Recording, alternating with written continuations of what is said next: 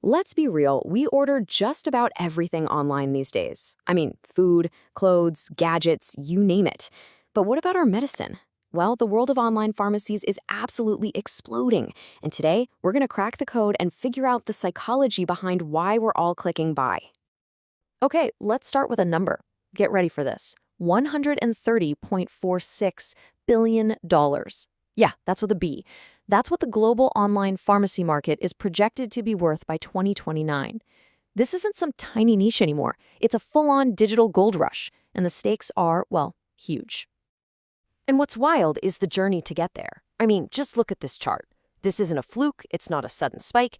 It is a steep, steady, relentless climb. And when you see a market moving this fast, it makes you ask one really, really important question. What is that secret sauce? What are the psychological triggers that make us choose a digital shopping cart over walking up to a physical counter?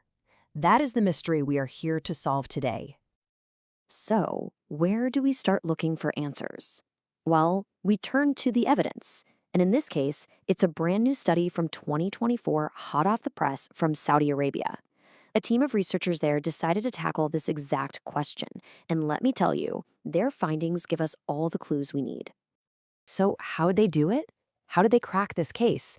They used this special framework called the UTOUT model. Now, don't worry about the acronym. Just think of it as a detective's toolkit for technology. It's a proven method that helps researchers systematically figure out why we, as humans, decide to either use or ignore new tech. And using this toolkit, the researchers basically lined up 8 main suspects. These are these psychological factors that might be pushing us to click buy. You've got things like performance expectation. Is this actually going to be useful for me? Effort expectation. How easy is this thing to use? Social influence. Are my friends using it? And of course, perceived risk, that little voice in your head worrying something could go wrong. They put all 8 of them to the test to find the real culprits. Now, before we get to the verdict, we got to know who they talked to, right? The study surveyed 488 people, and the demographics here are so important.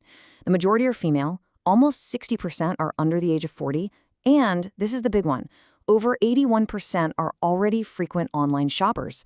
So we're talking about a young, educated, digitally native group. Keep that in mind because it's going to be super important later. All right, so we've got our framework, we've got our suspects, and we've met the witnesses. The investigation is officially over. It is time for the verdict. And the number one, most powerful, most influential predictor of them all is effort expectancy. It turns out that above everything else, the single biggest factor is just how easy people think the service is going to be. It's not about the flashiest features or some revolutionary tech. Nope, the data is screaming one thing. People just want it to be simple.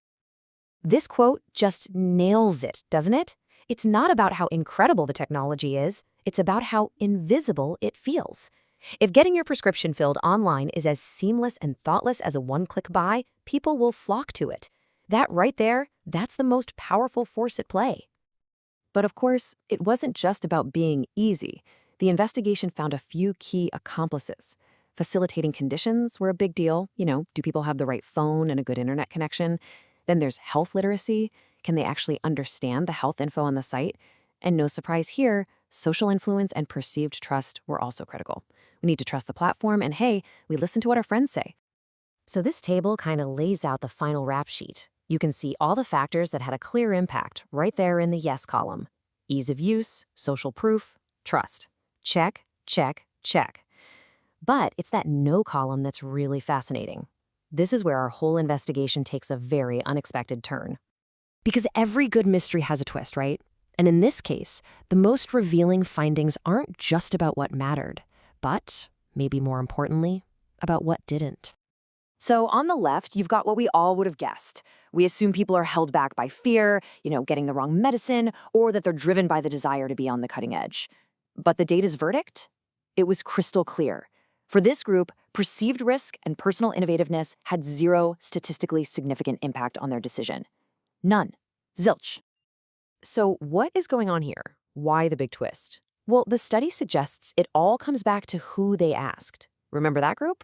For a population that already buys everything online, the risk of one more online purchase just doesn't feel that high. And since they live online, using a new app isn't innovative. It's just another Tuesday. The novelty has completely worn off, and pure utility has taken over. Okay, so we cracked the case. We know what makes people tick and what makes them click. But what does all of this actually mean for the future? Where do we go from here? Well, the takeaway is a pretty clear 3-step blueprint for anyone in this space. Step 1, prioritize radical simplicity. The data is screaming. It's the most important thing. Step 2, build and showcase trust. Make your security and reliability obvious at every single step. And third, empower your users with knowledge. Clear, simple health information isn't just a nice to have, it's a core reason people will choose you. And all of this leaves us with one last really big question to chew on. This research suggests that in the digital health race, the winner might not be the company with the most groundbreaking complex technology. It might just be the one that makes it all feel incredibly simple. So, as our healthcare goes digital, is making it simple now more important than making it innovative? Something to think about. Thanks for tuning in.